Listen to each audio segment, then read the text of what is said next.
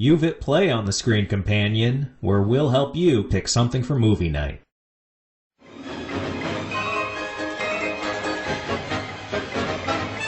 Today, we're talking wacky scientists. Everybody, you already know John. Whatever, he's here. Say hi, John. Hi, everybody. Yeah, whatever. What's really important is that we have a man who I've wanted on this show forever. And really, he is my white whale. So if you want to make some whale noises throughout this podcast, that would be very relevant to how I'm feeling. Maybe the geekiest guy I know, with incredible film and music and television and whatever other stuff you can think of in the geek sphere. He is Mitch. Welcome to the show, Mitch. Wow. What up, everybody? Great Scott. It's great to be here. We're going to be talking about Honey, I Shrunk the Kids from 1989, Back to the Future, Part 2, also from 1989, and Flubber from 1997. John, kick off the show. Tell us what Flubber is about. After missing his own wedding for the third time, absent-minded Professor Philip Brainerd invents Flubber, a musically talented super substance that can save his school from being shut down by the evil businessman Chester Honecker, whose son is Will Wheaton. Yeah. Yeah. I forgot he was in this. Yeah, I honestly don't know if that has anything to do with the plot at all. Can he navigate his rival, Wilson Croft, and Chester's two henchmen while saving the school and his love life?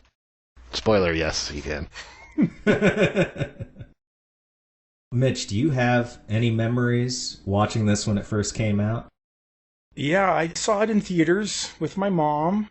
I remember liking it. I also grew up as a kid. Mom had a copy of The Absent-Minded Professor and Son of Flubber, the original. This is a remake from the 50s with Fred MacMurray, who you might know from My Three Sons and Double Indemnity. I was really excited when this was coming out because I love Robin Williams and I love The Absent-Minded Professor. Surprisingly wasn't disappointed at the time. I think I am now. I remember going to the Disney store and pre-ordering the VHS for that. You know, it came in like the shell case. And it came with a bonus, which was a frame from the movie. Which, you know, they could just mass produce that, but it made it feel special. And I had a can of Flubber when I was a kid. Did it dance? It did not. I was definitely disappointed in. Pizza crap Flubber. You got white guy Flubber, and I feel like they definitely made this Flubber, like, Latin. It's got a flat butt and it sits in the corner during all the cool dancing. How often were you and your mom going to the movies? Quite a bit when I was a kid. Like, what do you think, once a month, twice a month? Probably more than that, yeah. She was a single mom and I was an only child, so we went to the movies quite a bit. I don't remember the exact time, but my first movie was 101 Dalmatians. They were going through Disney movies at the time and shipping them back out to make a little profit. And 101 Dalmatians was my first movie. The first movie I remember seeing in theaters was Dick Tracy. Oh, wow, that's a good one for your first one. I went to the midnight showing. I was only like 3.5 years old, and my mom let me do that.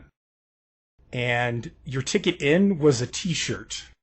It had all the ticket information printed on it, the exact theater, and it had that famous drawing of Warren Beatty in the yellow jacket with the Tommy gun. Oh, sweet. It had a little shape of a movie ticket around the border. It was a cool shirt. I still have it to this day. Oh my God! Was this in Bakersfield? This was in Bakersfield. Does it still fit? It still fits. Yeah, it was probably very large on 3.5-year-old me. It somehow manages to fit my fat butt now. Do you remember what you thought of the movie seeing it that young? Oh, I loved it. I was obsessed with it. It's my 8th or 9th favorite movie of all time. Still, to this day.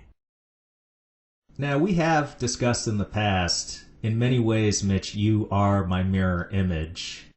We're both only children. We're both geeks, although, again, I give you the crown, sir. You win. There's no competing with you. It's just a cop-out, Frank. Oh, jeez. You had a single mom parent. I had a single dad parent. Heavy is the head, man. Heavy is the head. Unfortunately, real life isn't a Disney movie where our parents could have met, fell in love, and you could have been my slightly older brother.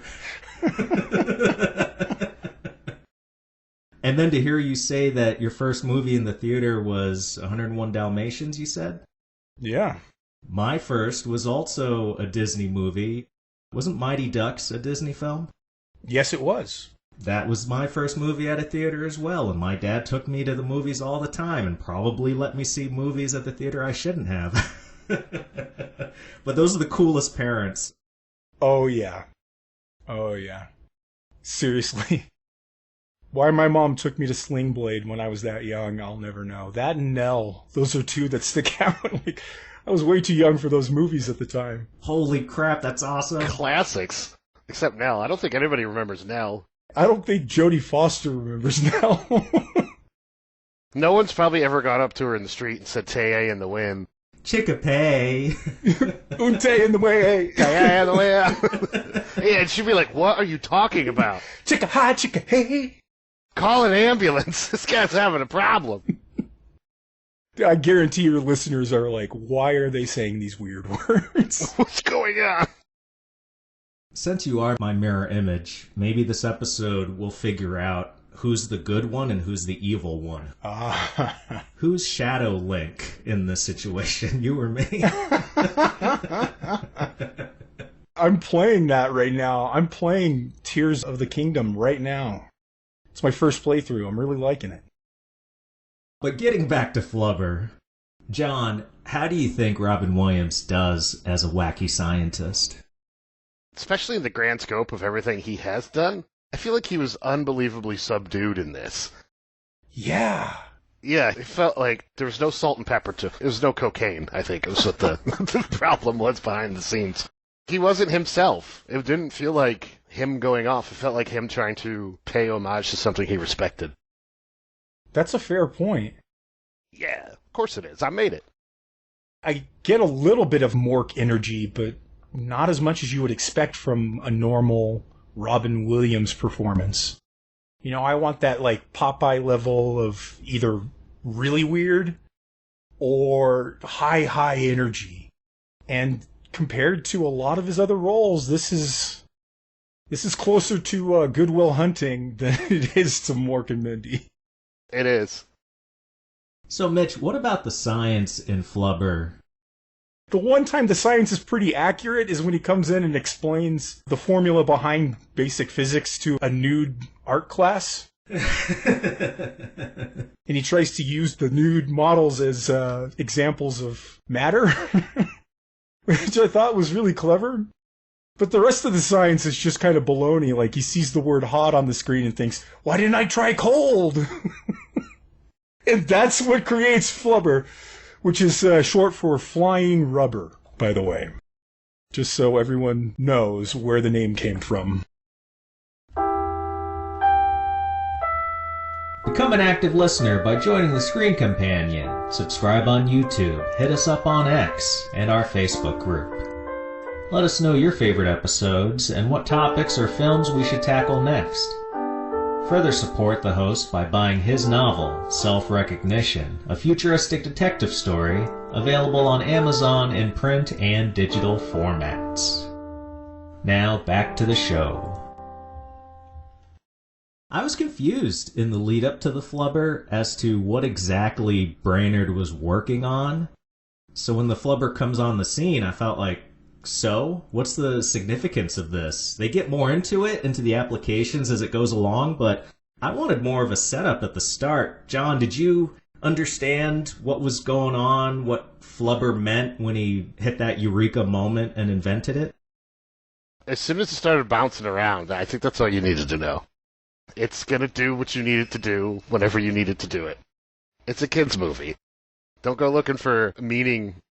An apple's just an apple. Yeah. Hey. Kids' movies don't have to talk down to the audience. I hadn't seen this movie in at least a couple decades, and I held it in that regard of wonderful 90s kids films. Yeah, same. But after seeing it this go around, I'm not going to say it's terrible, but there isn't as much of a shine on it as I thought it deserved. It lowered itself a bit. Yeah, it doesn't age with you. That's for sure. And why do you think that is, Mitch? I don't know. It's just the jokes are too slapsticky. I love it when kids' movies throw in adult references that aren't tacky so you can throw it in. Just jokes for adults in there. Like, I would like that more in this movie. But I'm not really seeing a lot of reference humor. I remember as a kid loving all the Flubber stuff, all the physical gags. Obviously, I'm older now that this watch, I realized how little character drama or character moments are really in the movie. It's all sugar on the surface, and there's really nothing inside the donut. My favorite performance has to be Shooter McGavin himself. Christopher McDonald as the bad guy trying to steal his fiancée. When he eats the flubber and then farts it out, his whole scene with it going around in his body and him jiggling around, that was pure gold. You don't need effects for that, it's all performance. I loved that. Well, that segues beautifully into this question for John. As far as the script, what details feel very 90s to you? Mitch, you mentioned the reference humor and there not being a lot. I felt like the 90s was the start of reference humor. Yeah. Now it's just like Family Guy still on the air, and that's all that is reference humor. This was the start of the whole reference humor era, and that's why it does feel really light. That was Robin Williams' stick, too. He's bringing up movies that I feel like nobody else in the movie has seen, too. That's Weibo's whole shtick, is referencing stuff. And that's all it is showing you frames from other movies. That's true. There are visual clips that are used. Which, I don't know, did that work for you guys? Were you liking Weibo? She might have been the start of that type of character, but just didn't really jump out to me. I was just more amazed. She could already fly, so Flubber didn't seem that amazing.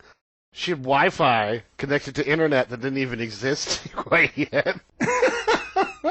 She was a flying YouTube. She's a smartphone that can fly. And everyone's just like, oh, this Flubber stuff is really bouncy. This is the most genius invention ever. Weibo should have had way more attention at the time. Yeah. It's more useful. He created an AI.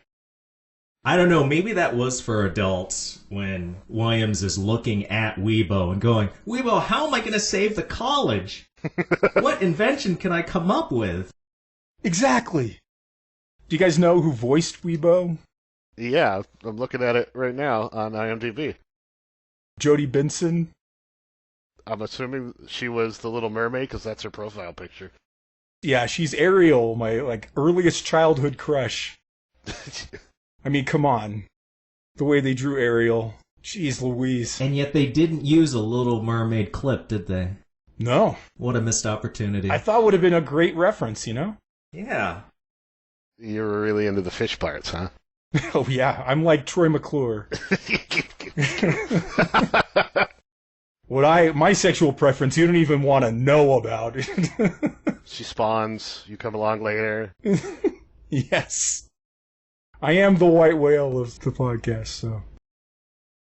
I actually thought Weibo was the unsung hero of the film as far as what potential the story, what direction it could have gone in that would have been more engaging for me. I got a little bit of Bicentennial Man in there because she loves a human man, but it's not meant to be, and this idea of, is she AI? Is she a real sentient being? And they don't really explore that. They lean towards that, don't they? Don't you feel like they lean towards that? Especially the jealousy that she feels for the fiancé. You say that she's an unsung hero, but she's also kind of a villain because she makes him not know about the wedding, right? At the very beginning, she tries to sabotage the wedding. Yeah, but that feels like it's happening more in the background, and I wish they would talk more about that and her state of being and what life is like, basically being his slave. Yeah, it's a Stockholm situation. closer to the end scene where it's her death message to him, that she has her program saved and it's going to be her daughter, and what her experience was like with him. It reminds me a lot of another Robin Williams kid movie, and that's Hook, which is one of the best movies ever, too. I think of the scene of Tinkerbell when she becomes grown-up size and expresses her feelings for Robin Williams there. It's in Robin Williams' contract. You have to hire homeless people and have something love him that he does not love back. It's the same plot device, and both are Robin Williams related. Weird coincidence. I thought calling the daughter AI We Bet was a missed opportunity to name it Debo. Who has an incredible dislike for anybody named Craig. Mitch, ignoring how real the VFX do or don't look, do you think they're ultimately successful in the story? I like more of the silly physical effects than I do the actual Flubber itself. The basketball game scene is my favorite scene of the movie, outside of Shooter McGavin freaking out. And that's in the original movie a lot, because they didn't have CGI back in the 50s. A lot of times the CGI takes away from the story. I hated that child-aimed filler scene of the dancing Flubbers. Oh my god, it was just a time filler and something silly for kids to be like, oh, this is the coolest thing ever. And really, like, Toy Story had already come out. Been out a couple years, so this isn't really anything super new. But of course it is like 3D computer-generated stuff interacting with live action, which I guess that was kind of new. But Jurassic Park has done better as well, so... I don't know, what do you guys think about the Flubber? That was the whole trailer. That's why a lot of children went. The dance scene? Yeah, the dance scene. The trailer's Robin Williams and this wacky, bouncy thing. Check him out! Just go! We need your money! We don't own Marvel yet. My biggest problem as it relates to the Flubber are those dancing scenes, specifically because doesn't that make it seem like they're sentient, or it is sentient? And it's like, why doesn't Brainerd, who supposedly is a scientist, why doesn't he have any qualms about creating life? Well, he did create Weibo, so I guess maybe he doesn't care about creating life. It's old news, yeah. He's really good at making self-aware things. And I don't know, do they actually, by the end of the movie, nail down whether or not Flubber has an intelligence? Or is it just a mimic substance? I always viewed it as a mimic substance instead of actually being sentient. Because if it was sentient enough, it could escape very easily and just live its own life. I hope so. Or it's trapped in a car engine. True. Definitely trapped it in the car. And like, what's it mimicking, though, when it does the Latin dance? The gardener? Maybe a clip from Weibo. Mitch already mentioned his favorite scene. John, what was yours? We haven't talked about the fact that the two henchmen are the Kurgan and Buffalo Bill. When they're outside of Professor Brainerd's house, trying to figure out what he's up to, and they keep getting hit in the head with bowling balls. With things falling out of the sky. Yeah, and it doesn't murder them? Yeah! I don't know why, that whole scene. This guy did such a good job in that scene, and I loved it. Even though Brainerd, he saw what happened when he covered the golf ball, and he's just like, okay, time to up it, let's cover this bowling ball. But I guess bowling balls aren't that dangerous, because Buffalo Bill got hit in the head twice, and he's fine. Yeah. You gotta give credit to Ted Levine, too, because that character of Buffalo Bill is so iconic, and yet, unless you were told that's Buffalo Bill, people aren't gonna know. No, they're just gonna be like, that's the guy from Monk. And Flubber wasn't that long after Silence of the Lambs. No, like 5 years, right? Hopefully the kids aren't recognizing him from Silence of the Lambs anyway. Like, you're taking your small child, and they're like, look, Mommy, Buffalo Bill. Like, what the fuck? He put enough lotion on his skin to look like a completely different person. He's so shiny now. When they're getting hit in the head, John, were you getting Home Alone vibes? Hey, yeah, 100%. He should have died there. He should have died there. Anyone who gets hit in the head in a kid's movie is a great actor. Well, I'm going to go off of that, John. I'm glad you mentioned those two because I had a hard time getting through this movie. However, there was one gag that gave me a belly laugh and surprised the hell out of me. It was when Ted Levine sprays Robin Williams with the water pistol. And the boss says, give it to him. So Levine keeps spraying him. Yes! No, put it in his hand. No, let him have it. You think the boss would have learned to just, put it in his hand? And their performances are perfect. Nobody's making a stupid face. Robin Williams isn't coming up with a dozen quips. He's just being sprayed. It just lets the silliness do the talking. It was great. Getting into our biggest complaints for Flubber, let me start this with, I think I have the same problem with this that I did when Max and I watched Mrs. Doubtfire. I think Robin Williams' character is super unlikable. He just doesn't understand how Sarah shuns him after the third time he's left her standing at the altar. You have a lot of nerve to show your face around here after what you did to me last night. Will you please let me explain? No. There's nothing to explain. You weren't there. For the third time, you left me standing at the altar. I'm sorry with all my heart. But please listen to me, Sarah. Please, you know me. You know how sometimes I can get really fixated on an idea? I don't want to hear it. Sarah, you've got to hear it. Sarah, this is the reason I didn't make it last night. It's Flubber. Flubber. It's a metastable compound, Sarah. In layman's terms, if you apply a small amount of energy, it liberates an enormous quantity of energy. But the total effect is transient, Sarah. The moment you stop applying energy, it returns to a quasi-plasmoid state. Isn't it remarkable, Sarah? What's remarkable, Philip, is that I ever fell in love with you. You broke my heart so that you could stay home and make some green goo. Sarah.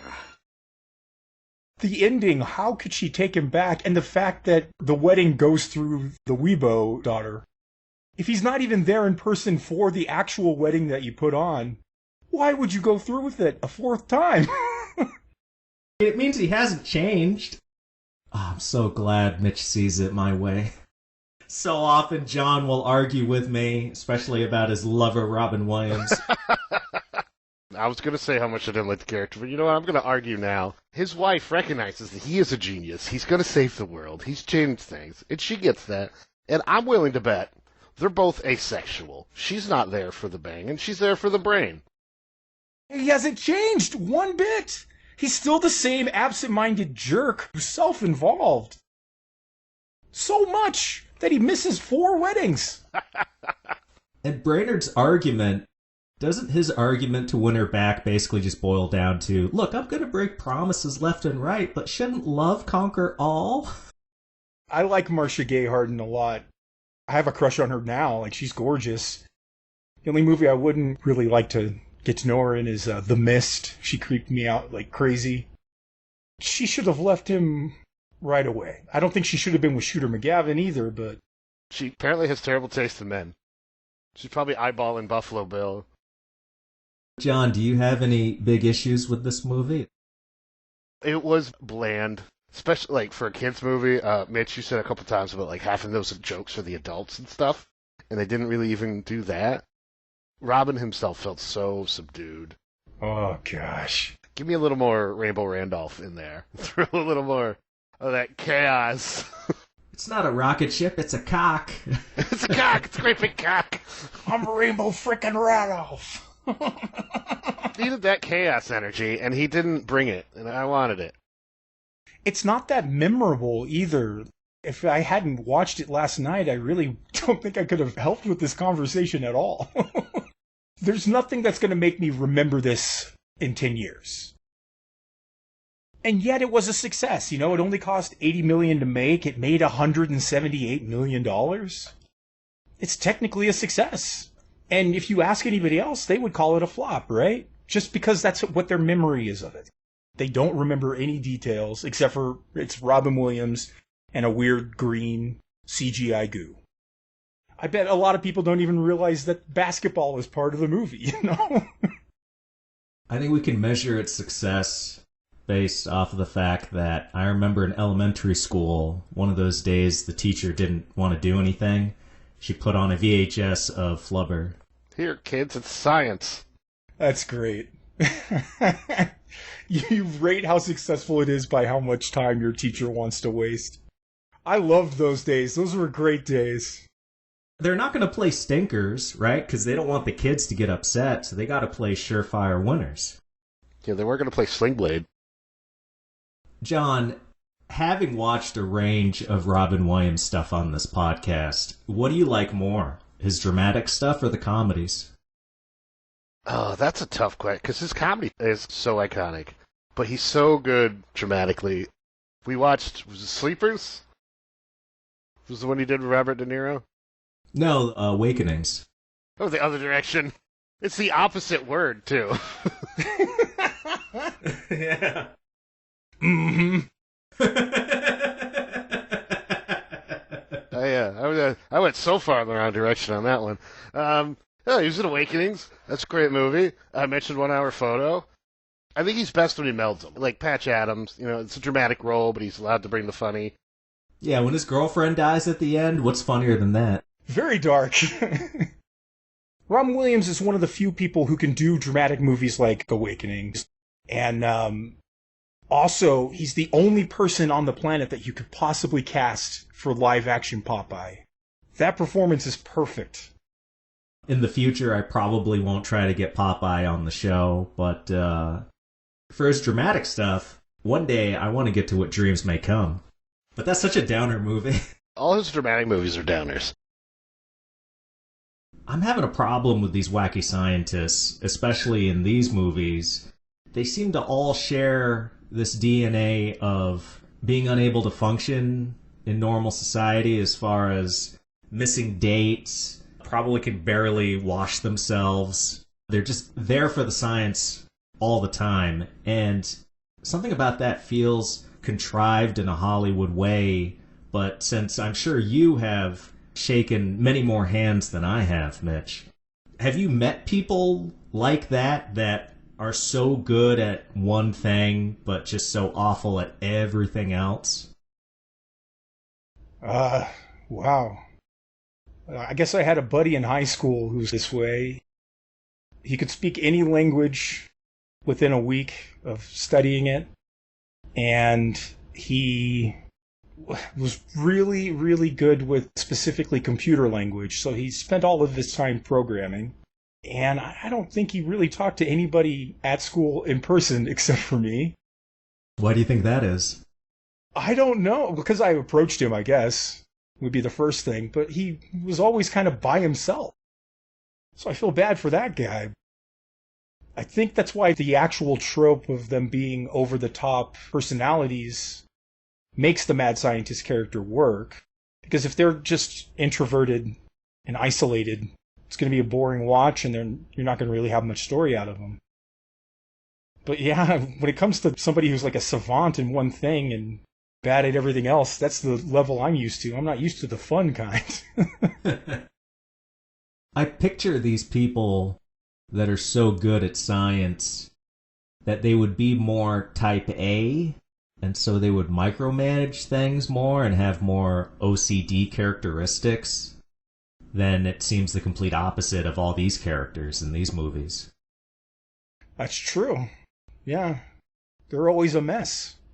All three of them. Oh, what was it with the breakfast machine at the beginning of Flubber? Why'd they just steal that from Pee-wee's Big Adventure?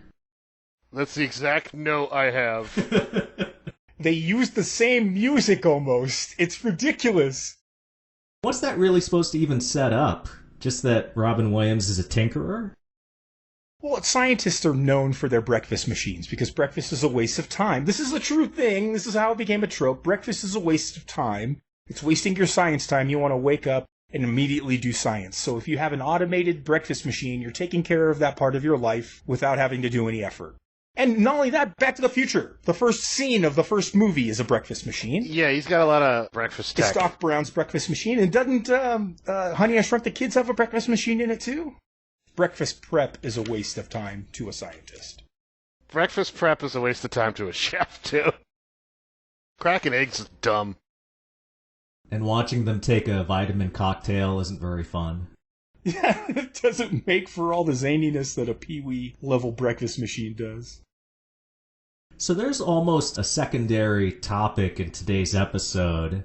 I was trying to focus on the scientists, but it also occurred to me that all three of these movies could be considered kids' movies, and I would consider all of them to be part of that golden age of kids' movies in the 90s, even though a few of these movies were 89, but close enough. John, would you agree that the 90s were the best decade for children's film entertainment?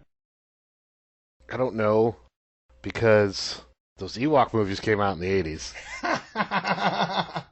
Battle for Endor and whatever the other one is called. I don't know, the Diabetes Wilford Brimley one. I had the DVD where one movie was on one side, and if you flip the DVD over, the other movie was on it. Wow, Mr. Fancy Pants here. I have so few of those double-sided DVDs, so when when one comes up, I have to bring it up, you know? No, I had a VHS. I ran it into the ground. I still don't remember any of that movie. But my brothers are like, you watched it every day. And I was like, no, I don't remember that. Did you watch the Ewok cartoon when you were a kid? Probably. I had to make room for Futurama jokes and Simpson jokes. So my childhood's just gone. What you didn't realize, John, is the dysfunction between you and your siblings has nothing to do with you personally, but all the times you made them watch that crap as kids. Good. They deserve it anyway, a bunch of jerks. The quality, variety, and tone of 90s kids films is why I would say it really stands out as a decade of things directed at kids. Mitch, when you do think of that era, when would you say that came to a close? What do you think supplanted it or spelled its doom? Well, I would say when Disney started to move away from doing hand-drawn animation, that's like a sign of the end of that era, because films became easier to create, and so you didn't have to have such an amazing script. You could just crank stuff out. It would be quantity over quality at that point. 2003 is definitely a cutoff point. For live-action kids movies specifically, end it with Freaky Friday, that remake. That would be the end of the golden age of kids movies. I mean, you have a lot. You brought up Mighty Ducks. We got Sandlot. You got Hook. You got Mrs. Doubtfire that we've already brought up. Beethoven, Addams Family. All these movies, they're all very different. And all within like a year of each other. The early 90s was like the hottest part of that decade. I still watch Ernest Saves Christmas every Christmas. You know what I mean? Oh, man, that Ernest Halloween one is a treat. Oh, yeah. Ernest Scared Stupid? Miyok? It was spelt wrong or missing a letter or something, because the text was super old. Yeah, what kills the monsters is milk, but in the ancient scrolls it's called Miyok. Kissing them all, and it had the gross milk strings. Yeah. Oh, so disgusting. I think that was the first movie I remember seeing in theaters. What a gross movie. Those puppets were so moist. So, Mitch, you're much more generous about when kids' movies lost their groove. So you say 2003. Well, when do you think?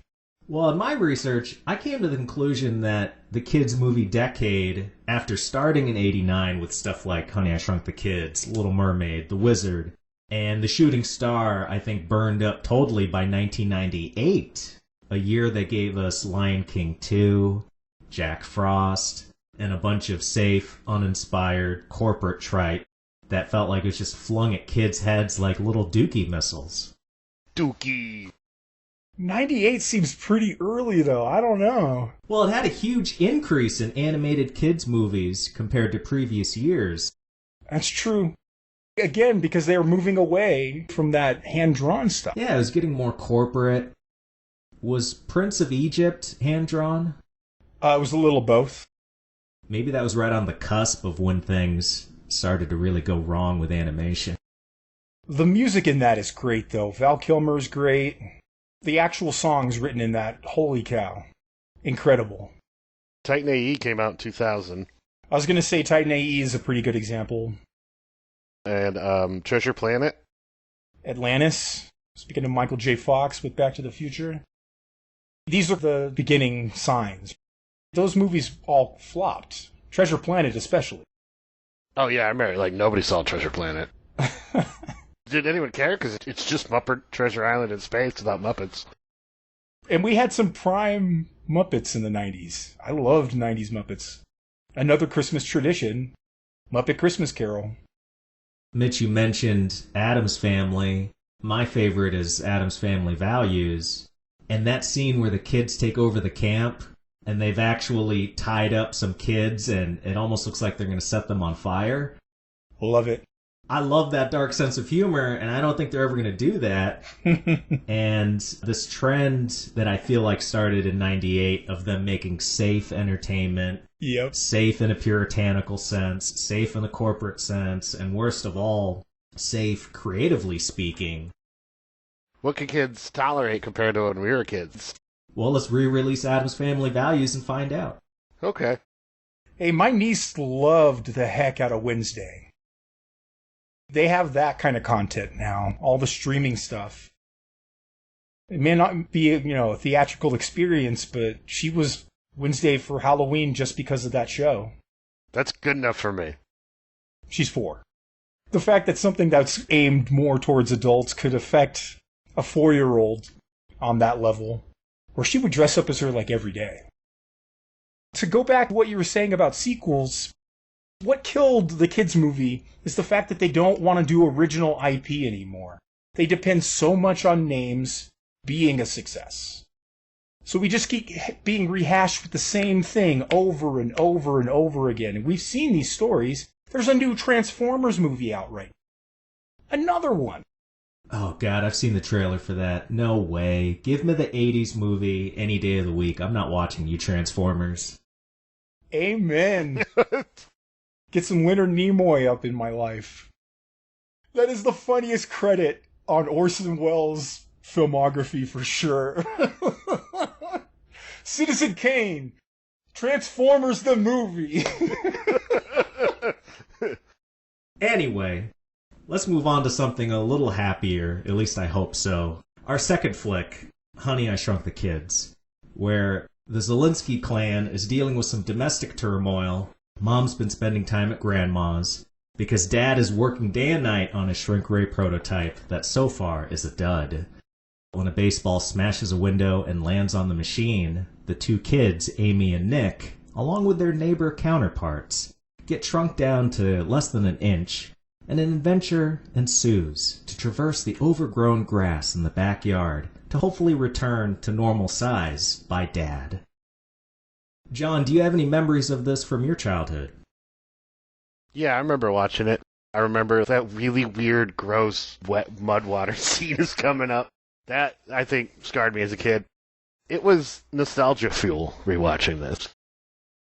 I try to stay away from just thinking about the nostalgia, John. Let's separate that from this movie for a second. Because my perspective of it, I haven't seen this movie in at least a couple decades.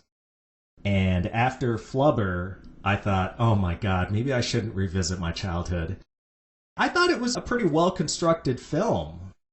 Is there anything as far as the filmmaking, John, that you can say stands out from just you liking it because it's your childhood? I didn't remember this as a kid. I definitely was just like, the sets. When they were little kids, those sets were like inspired. They're just so good. The set design is incredible. The way they use perspective and scale. I looked it up on Google to see how accurate them being a quarter of an inch big is to all the items they interact with, and that was like the main complaint people had. I go, come on, suspend some disbelief and just enjoy them sleeping in a Lego. A giant Lego. Yeah. It looks great. The set design, number one. And like John was saying, that mud scene, it's such a tactile movie, and when that ant comes onto the scene, you just look at it glistening, and it's all sticky looking, and it looks so I'm not going to say real, but it does look like you could reach out and touch it because it was a real puppet. And then it made me think of Ant-Man the movie going, I just didn't care about the effects in that. And it was all CGI. Good point. Good point. It being practical, it being actually physically built, makes all the difference in this. Nothing looked more delicious than the giant Little Debbie oatmeal cookie. It was sticky. It was so sticky. Because they actually built it and made like goop to be the marshmallow stuff. Give me. It just looks so good. As an adult, I'm like, give me diabetes, please. As a kid, I remember that scene very vividly. That and the Cheerios scene, obviously. When I was a kid, seeing that, I was like, that's my dream. I want to make that happen. My goal in life now, that I've rewatched this, is to make a swimming pool full of crammed together Little Debbie oatmeal cream cookies. Well, you know, we all have our little fantasies, you sick pervert. We could probably make a big one. I know how to make marshmallows. I don't know how to make... Because their marshmallows are like a little bit gooey than the standard marshmallow. It's more cream than marshmallow, but it is totally marshmallow flavored. Yeah. Mitch, what do you have to say about Rick Moranis and his version of a wacky scientist? Similar to Robin Williams, but I think even more so, very subdued, very calm. He's more just quirky in how he is physically around. Like, he's not really high energy. But him hanging from the laundry stuff, looking around with the magnifying glass, trying to find the kids in the lawn and how ridiculous he looks, that's his level of mad science. It's no Doc Brown. Again, very subdued. But I don't think high energy would have worked for his character, especially where he's at in the story. He's a bit of a beaten down guy. He's having marriage trouble. People don't respect him at that conference because he's saying, oh, I want to shrink things, yay! So I really appreciated that verisimilitude. I think this movie, out of the three of them, connected with me the most on a human level because the characters didn't feel like total caricatures. That's a good point. So maybe it is a good way to do it. I called the police. What's on your head? I was looking for the kids. Where, in a coal mine? They're in the backyard. They are? Diane, I got something real important to tell you. That is the couch from the attic. You can see the marks where Quark chewed the arms. I found it on the floor. It's my thinking couch. Wayne, are you trying to tell me you did it? It works. The machine works. Do the kids know? Well, yeah, the kids know. That's great. No, it's not that great. Why? I shrunk the kids. What? And the Thompson kids, too. They're about this big. They're in the backyard. What? Threw them out with the trash.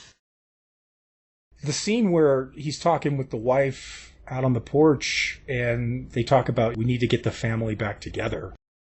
She means it both in the rescuing the shrunken children, but also their marriage and his parent relationship. And I don't remember it being that adult and relatable and touching until this rewatch. And it's stuff like that that I appreciate a lot more now as an adult. Yeah, I didn't appreciate any of that as a kid at all. Well, you've grown, literally and figuratively, as a person, John. Thanks? I mean, ignore that you were clearly trying to make a fat joke. No, it's just simple biology from child to adult. You put on some inches. Ah, it's a dick joke. Okay. Well, I turned it into a dick joke because you let me revisit it 5 seconds later, so thank you, John. Boom, that's the ultimate comeback. But John, how well do you think the child actors carry the film? They're in it like 70% of the movie. I think they did a good job. I didn't realize this was directed by Joe Johnston of Rocketeer fame. I think he got good performances out of these kids. It didn't feel like anyone was reading lines. It felt like they were doing their part. I feel like the younger kids were better than the older kids. Disney's really all about those little kid actors and bringing the enthusiasm. I liked Nick and Ron more than I liked Amy and Little Russ, but I think that Little Russ, Big Russ bit is pretty funny. He's not Russ Jr. He's little Russ. Mitch, do the effects work for you here? It sounds like they do. 100%. I felt like I was watching Clash of the Titans when the Scorpion and the Ant are battling. I love that kind of stop-motion-esque effect that they put in that. Again, I'm practical all the way. Granted, I love Inner Space more than I love this movie, but I think that's because of Martin Short's humor and the fact that it's even more practical effects. You're putting us on the spot here, man. We weren't going to talk about Inner Space. I love Rick Moranis, too. Don't get me wrong. I love Rick Moranis. His life story is very cool. The fact that he retired from acting in the peak of his career because his wife passed away and he wanted to focus on raising his children. That, and if you've never heard his parody country album, which is called The Introverted Cowboy, it's really good. Well, this also came after, what was the name of that Tom Arnold movie, Big Bully? I think that made his decision a little easier to make, Mitch. I don't know if he was at the top of his game when he decided to leave the industry. But he could have made a comeback, and instead he went with family, so that's cool. Since we are on a bit of a Disney movie roll here, Mitch, do any of the scenes in Honey, I Shrunk the Kids, do any of them feel stunted by it being a Disney film? I don't think so. The teenage relationship was just the right level between the two neighbors, flirting around flirting. But I don't think Disney really tried to censor it too much. And some of those effects can be pretty scary for little kids. The ant, I remember being like, oh god, a little freaked out by. But no, I don't think Disney really had much limitation on this one. I think it was more in the sequels, where it was very much like cheesy kid stuff. And it's so incredible that that's true when you realize Stuart Gordon was involved with this picture. The Reanimator guy, and I think Brian Usna was involved with this too. It's like both those guys, and Disney's like, we don't really have to pay attention to what they're doing. They're fine. They know not to put a severed head in this, we think. John, what's your favorite scene or performance? Anytime Rick Moranis and Matt Frewer were interacting, Wayne and Big Russ, their scenes together were really good. They're both comedy guys, and it works so well. Having Max Headroom be your mean neighbor. And here's another running theme that we've discovered in this podcast. Frewer's performance in Honey, I Shrunk the Kids, also pretty subdued compared to his other stuff. It is. Yeah, he really doesn't do any yelling or screaming or anything in this one. Yeah, I mean, compared to Max Headroom.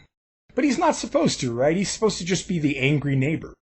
And I appreciate that. They showed some restraint. The other two movies, I think, could have used a little more restraint in certain respects. The early showing of both the Little Debbie's cookies and him smoking, and how they come into play in helping the kids survive eating and then survive at night. Genius. I loved it. Very simple screenwriting technique. Mm-hmm. But it is very effective, and I think a lot of modern movies have forgotten those old tricks. Yeah, you don't see many Chekhov's cookies or Chekhov's cigarettes anymore. I think for my favorite scene of performance, ultimately, I decided I'm not going to cite either. Instead, I'm going to say my favorite part was the music by James Horner. When the kids are in peril, it turns to funeral music. I think it's like a heavy use of an organ. Is that what they were using, Mitch? Yes. It helps sell that, oh man, one wrong move here and they're goners. How do we get away with child peril in a Disney movie? Well, they're not going to die, but we can really make it sound like they are. It's weird that he does rip off Danny Elfman's Breakfast theme a little bit. Or maybe pays homage. Because it has the dun dun dun dun dun dun dun dun right at the kickoff. Legally, it's an homage.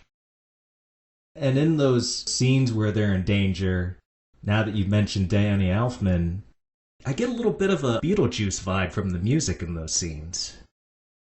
I see the Danny Elfman influence in this for sure. And I like that they used Powerhouse by Raymond Scott. That's that like busy sounding factory music that they're referencing throughout the score. I dig it. I like it when you take an old piece and you modernize it and you make it your own and you add it to your score. Especially if it's something that can be used that way. John, do you think there are any major adjustments that you'd make to improve this movie? As an audience member, I always get angry at how long it takes people to figure out something the audience already knows. That always upsets me. Him figure out quicker that everyone's been shrunk. And then that one scene where he's at the conference, which conveniently is in his hometown. Maybe a little more respect from those fellow scientists. Oh, that was such a missed opportunity. That would have been a great button on the movie. Instead of the giant turkey, or maybe after it, if he went back to the conference and that skeptical scientist that was being a douchebag, if he made him tiny. Revenge! Because I liked this movie so much compared to the other two. Compared to Back to the Future 2? Yeah, we'll get there, buddy. Oh. It's controversial, I know. When I like something this much, I always believe there's something you can nitpick. This idea that perfect movies exist. Even my favorite movies. You know, you can come up with something. So what I realized after a little bit of thought is the way they get in touch with the parents, taking a ride on the dog, that feels like a very quick solution, and it's almost like they did mention the dog as a possibility earlier in the movie, but then the cat gets involved. There were hours after that. They couldn't get the dog back in that time.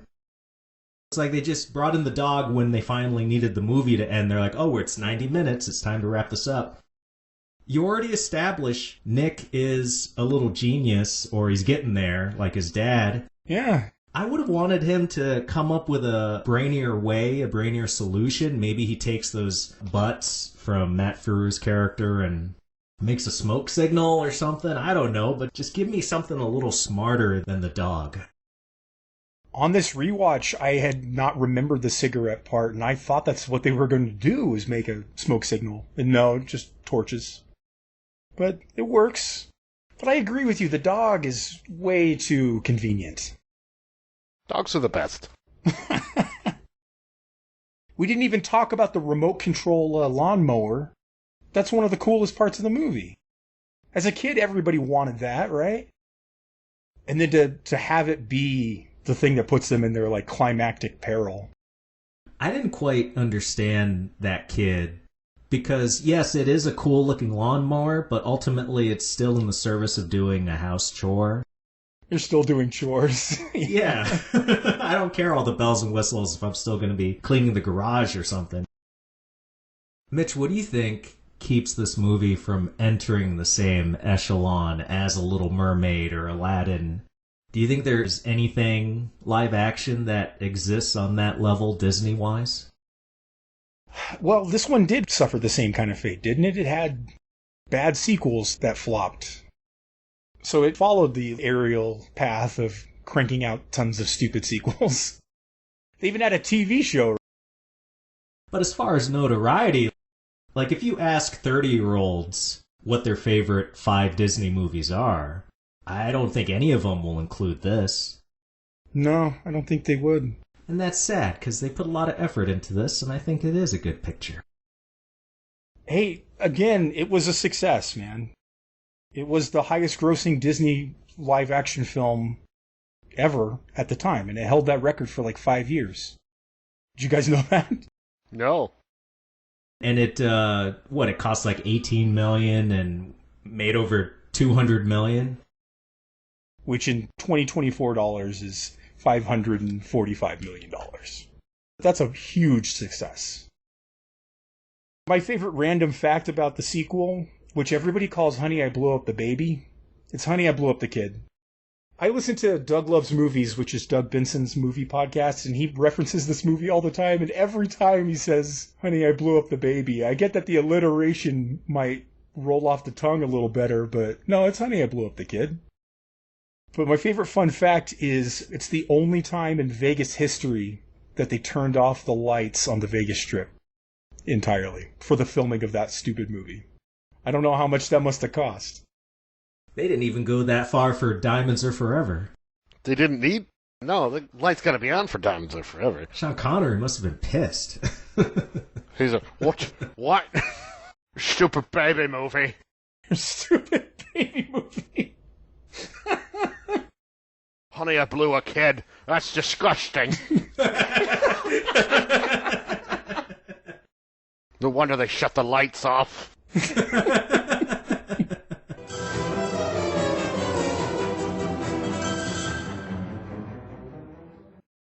Join us for part 2 of our Wacky Scientists discussion, wrapping up with Back to the Future Part 2. Catch the episode next week.